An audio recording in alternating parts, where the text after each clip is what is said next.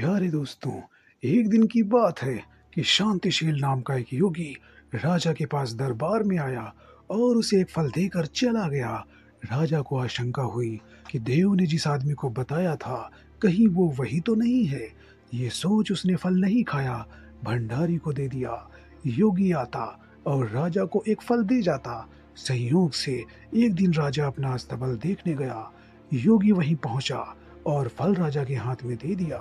राजा ने उसे उछाला तो वो हाथ से छूटकर धरती पर गिर पड़ा।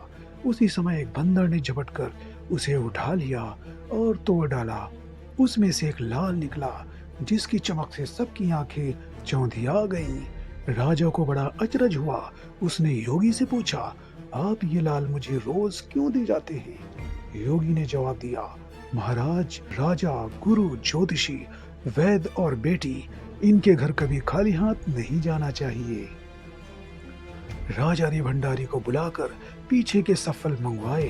तुड़वाने पर सब में से एक एक लाल निकला। इतने लाल देखकर राजा को बड़ा हर्ष हुआ।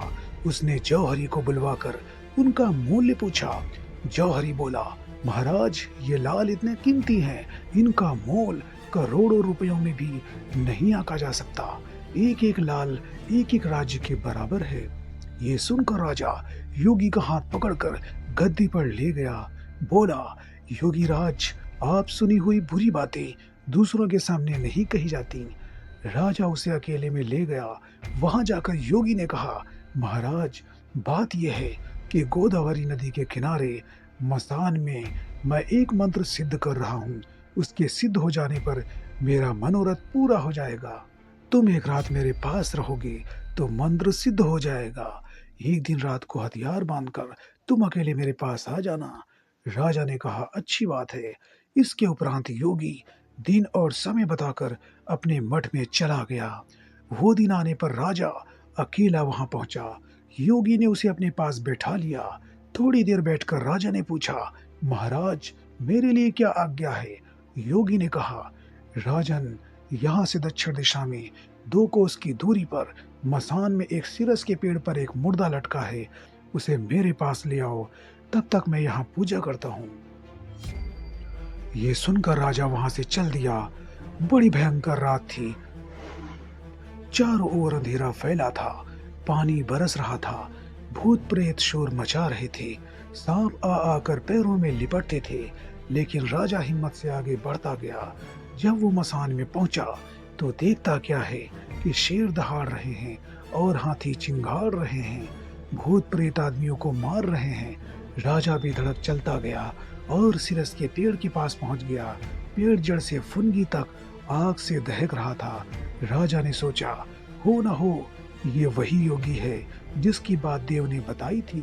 पेड़ पर रस्सी से बंधा मुर्दा लटक रहा था। राजा पेड़ पर चढ़ गया और तलवार से रस्सी काट दी। मुर्दा नीचे गिर पड़ा और दहाड़ मार मार कर रोने लगा। राजा ने नीचे आकर पूछा, तू कौन है? राजा का इतना कहना था, वो मुर्दा खिलखिलाकर हंस पड़ा। राजा को बड़ा अचरज हुआ। तभी वो मुर्दा फिर पेड़ पर जा लटका। राजा फिर चढ़कर ऊपर गया और रस्सी का मुर्दे को बगल में दबाकर नीचे लाया। बोला, बता तू कौन है? मुर्दा चुप रहा। तब राजा ने उसे एक चादर में बांधा और योगी के पास ले चला। रास्ते में वो मुर्दा बोला, मैं बेताल हूँ, तू कौन है और मुझे कहाँ ले जा रहा है? राजा ने कहा, मेरा नाम विक्रम है, मैं धारा नगरी का राजा हूँ, मैं तुझे योगी के पास ले जा रहा हूँ। बेताल बोला, मैं एक शर्त पर चलूंगा, अगर तू रास्ते में बोलेगा तो मैं लौटकर पेड़ पर जा लटकूंगा। राजा ने बेताल की बात मान ली। बेताल ने कहा, पंडित, चतुर, ज्ञानी लोगों का दिन हमेशा सुखदायक बातों में व्यतीत होता है, जबकि मूर्खों का जीवन विवाद और नींद में बीतता है। ये बेहतर होगा कि हम इस यात्रा में अच्छी बातों की चर्चा करें। मैं तुम्हें एक कहानी सुनाने जा रहा हूँ, तो राजन, ध्यान से सुनो।